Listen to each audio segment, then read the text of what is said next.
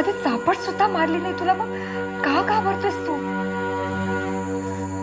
आई मी घाबरतोय ग आई, तुझ्या मायेला घाबरतोय मी काहीतरी सांगून तुला त्रास नाही द्यायचा आहे मला.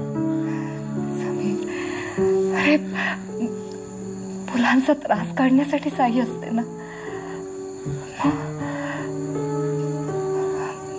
रोहन, हा सांगत नाही निदान तू तरी सांग. समीर, अरे आई, माझी अमेरिकेतली नोकरी गेली.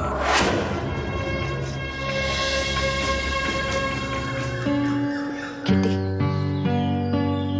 माझ्या प्रत्येक प्रॉब्लेम मध्ये तू आजपर्यंत जीवाचं रान करून मला सांभाळलंस. पण हे बाळ दत्तक घेणं म्हणजे तुला तुझं आयुष्य आहे. रोहनच्या अपेक्षा आहेत तुझ्याकडून, त्याचे प्लॅन्स आहेत. पण आयुष्यभर ते डोक्यावर वाहणं मला हे नाही पटत किटी. शिवाय समीर,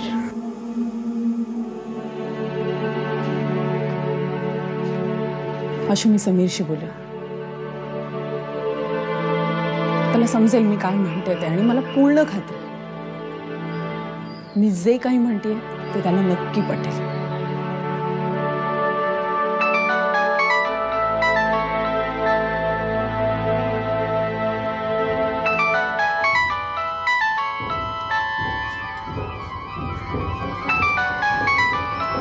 हॅलो, आई बोलतीये.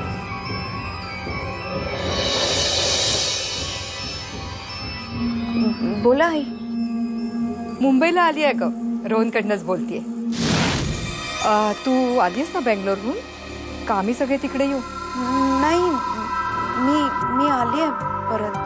हो ना, मग दादा बहिणींचं मत पण घेऊन ठेव. मी येते घरी. आई, मी जरा किट्टीकडे आले होते राहायला. हो का? काही हरकत नाही, मी तिकडे येते ना.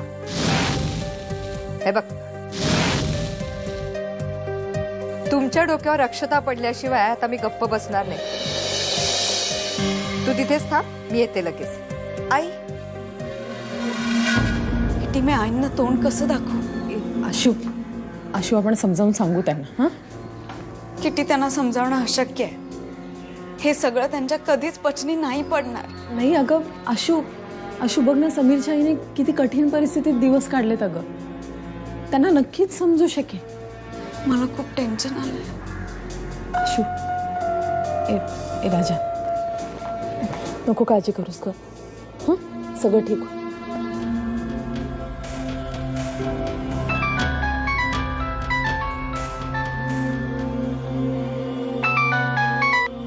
हा बोल. रोहन, समीर आहे तिथे?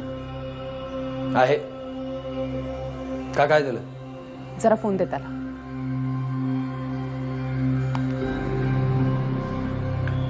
किटी,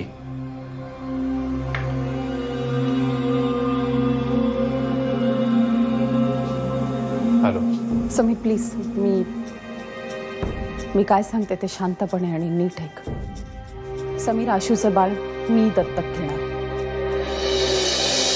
बघ, त्या बाळाला दत्तक घेतल्यानंतर तुझे आणि आशूचे सगळे प्रॉब्लेम्स मिटतील. खरंच. पण आता प्लीज माझ्यासाठी एकच काम कर. हे बघ, आई इथे यायला निघालेत, त्यांना कसंही करून थांबव प्लीज. किटी, ते शक्य नाही आता. आई तिकडे यायला निघाली.